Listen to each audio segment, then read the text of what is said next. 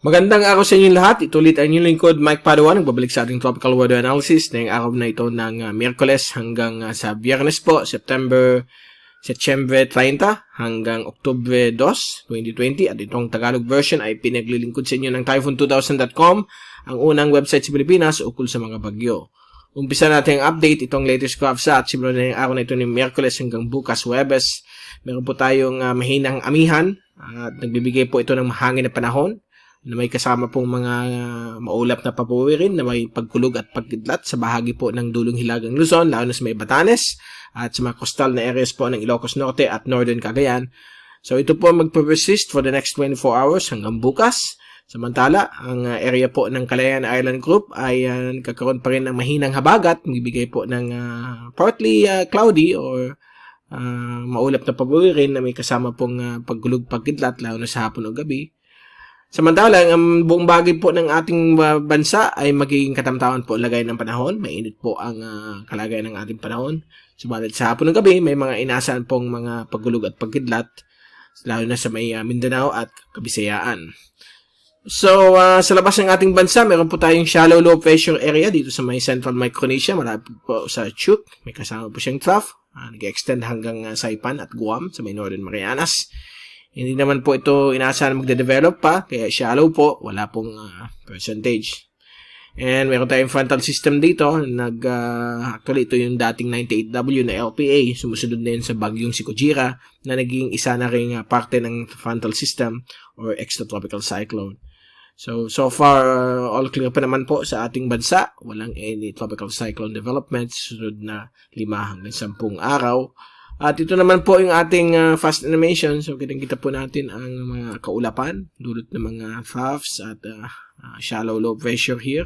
Dito naman sa Pilipinas ay may mga localized thunderstorms na inaasahan, lalo na yung hapon o gabi. Samantala, ito yung fast animation mula sa windy.com, courtesy of UMETSAT. Nakikita po natin dito ang mga kaulapan, dulot ng mga localized thunderstorms, lalo na sa yung hapon. Kaninang umaga, malinaw pa.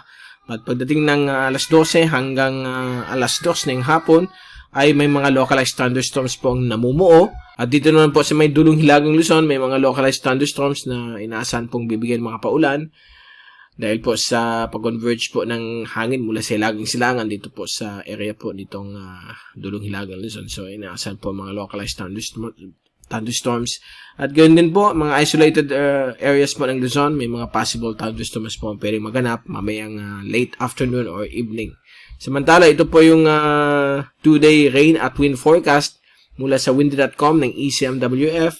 Bukas po ng hapon, inaasahan po ang mga isolated to scattered rain showers and thunderstorms, lalo na po sa may dulong hilagang Luzon, dahil po sa pag-converge ng mahinang amihan dito po sa area po ng Northern Luzon at dito rin po sa Kabikulan. May mga possible mga localized convective thunderstorms at dito rin po sa may hilagang bahagi po ng Mindanao. Ang iba po nasa low to moderate chances ang localized thunderstorms tulad ng Mimaropa at Visayas.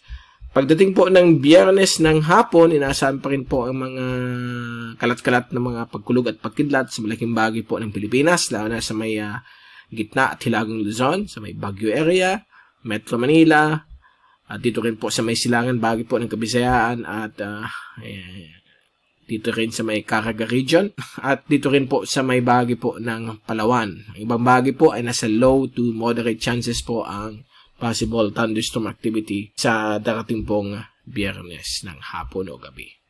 At bago tayong paalam, ito yung Global Tropics Hazards and Benefit Outlook. Galing po sa Climate Prediction Center ng NOAA. So this is for 2 linggo po ito, ngayong linggo hanggang next week. At for week 1, valid na yung araw na ito hanggang October 6. October 6 ay may mga possible high chance na may magde-develop pong tropical cyclone sa may northwest of Guam. So balit sa dagat lang po siya, mag-recurve at magiging impact lang ng frontal system na dadaan sa may Japan within the next 7 days. Pilipinas, normal po ang klima. Samantala po, sa week 2, October 7 to October 13, nasa low to moderate chance po ang probability nito o yung confidence level.